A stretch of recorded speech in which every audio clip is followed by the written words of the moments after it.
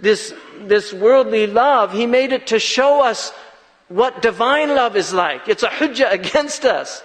Layla and Majnun. It's a hujjah against us. Layla and Majnun. Because if this is the love of a created thing for another created thing, what is the love of a creature for his creator? If that's what you'll go to, the depths you'll go to, right? They have an advertisement for learning Italian. It's one of those, and it shows a farm boy, and he's in love with an Italian celebrity, and he wants to learn. It says he's going to only have one chance when he meets her, right? This is an advertisement, because they know they're talking to people who understand that when you're in love, you'll do anything for the beloved. Anything, right? But people, they don't learn Arabic, right? Really, they don't learn Arabic. They don't want to learn the language that the beloved speaks to His creation in. They don't, we're lazy people. We claim love. It's not true. We're not lovers, but there are lovers.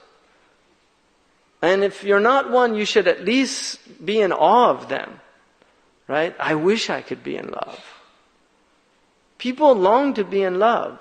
Some people, they want it so bad, they keep falling in love again and again, just for that experience of love. The foolish people, ushaq. Because it's a disease also, The ishq is actually related to a vine that strangles the life out of the plant that it gets hold of, right? But dawa al-ishq al-ittisal. The cure of ishq is to the connection.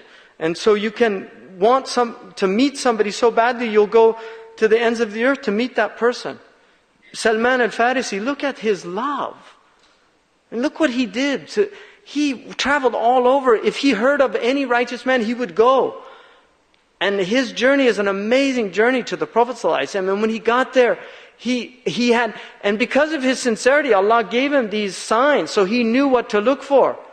And the first time he met him, he brought him dates, and he said, "This is sadaqah." And then he watched him, he didn't eat from it, because he knew, he was told he won't eat from charity. And then the next time he came, he gave him dates, and he said, "This is hadiyah. It's a gift." And then he ate from it, and then he knew, just like I was told, right? He knew. And then the Prophet ﷺ showed him the khatam, he knew it. And Salman became Muslim. And then Salman, look at his sincerity. The Prophet ﷺ gave him, he was a slave, unjustly he was enslaved, stolen on a caravan. But he planted 300 date palms. And the man who had bought him stipulated that they had to come to fruition before he could be free. And in a few months they all came, except for one. They went back, the Prophet went back, 299 had come to fruition, only one wasn't. He said, "What happened?" Omar said, "Astaghfirullah, I planted that."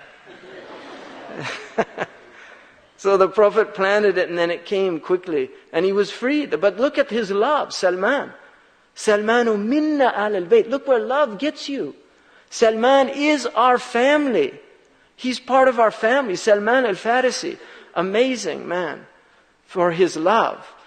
Look at Maymuna. Look at her love. 30 years after she married the Prophet, she was nearing death. You know where she wanted to go? To the same place that she spent the first night with the Prophet. That's where she's buried. Look at the love. Look at that love. Ishq, it's amazing, that love of the beloved. And this is what these people had, and they want to just take love out of Islam and make it something else. This religion is about love. لا يؤمن أحدكم حتى يحب لأخيه. He didn't use any other word. Until you love. قُلْ إِن كُنْتُمْ تُحِبُّونَ اللَّهَ فَاتَّبِعُونِي يُحْبِبُكُمْ اللَّهِ. Say, if you love Allah, then follow me and Allah will love you. Because علامة الحب اتباع الحبيب. The sign of love is that you follow the beloved. You will do what the beloved says. And the beloved of Allah is the messenger of Allah. He's Habibullah. He said when they were talking about Ruh Allah, Kalim Allah, Khalil Allah, he said, "I heard what you were saying. وَأَنَا Habibullah." Right? This is the name he was given. He wasn't given the one God spoke to. He wasn't given the one God befriended. He wasn't given the one who's this spirit. No, he was Habibullah, the beloved of God. This is his maqam. And hubb is his way. The way of the Prophet ﷺ is love. And so this journey is a journey of love. It's wanting to know God.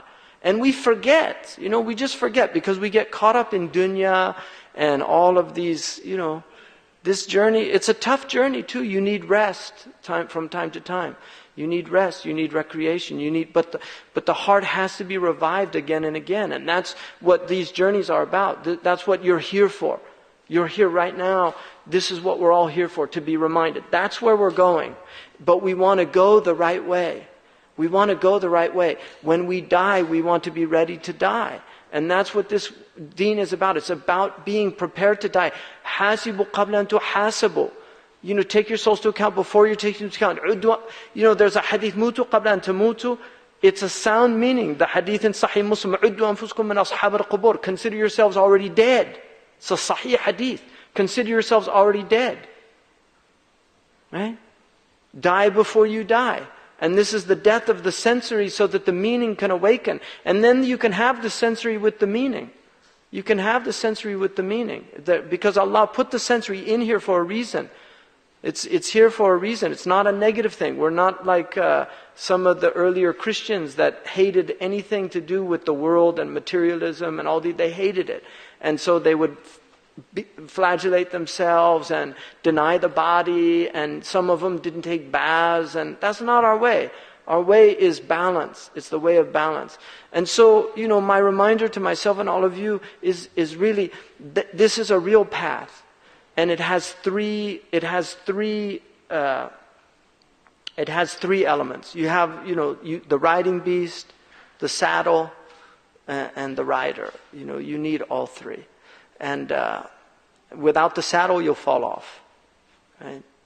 Without the beast, you're not going anywhere. And without the rider, there's no point for the journey. Right? But that's it. So you need your Islam. You have to have Islam. And you have to have the basic knowledge of Islam. We're people of knowledge. Our way is a way of knowledge. And you have to learn a text of Islam. That's why this program is about Iman, Islam and Ihsan, because this is the foundation of our religion. And like I said yesterday, people want to make it one-dimensional or two-dimensional. Islam is not. It's a holistic religion. It has 4 dimensions. The hadith of Jibreel clearly makes a statement of 4 dimensions. It has breadth, it has length, breadth, depth, and width. It has all 4. It has the dimension of Islam, this horizontal relationship with people, and then it has the Iman, which is your relationship that connects you with Allah. So Islam, much of it is congregational. Like we come together. It's ijtima'. You pray together, you fast together, you break the fast together. All of these things and you have a jama'ah, and yadullah ma'al jama'ah. So you need Islam is very important. You can't, the religion is protected by these outward things. They're not insignificant, and they all have profound inward meanings, all of them. But the outward, even if you remain at the level of the outward, it's a path of salvation. It's a path of salvation. And then the Iman, you have to have Iman. You have to know your Lord.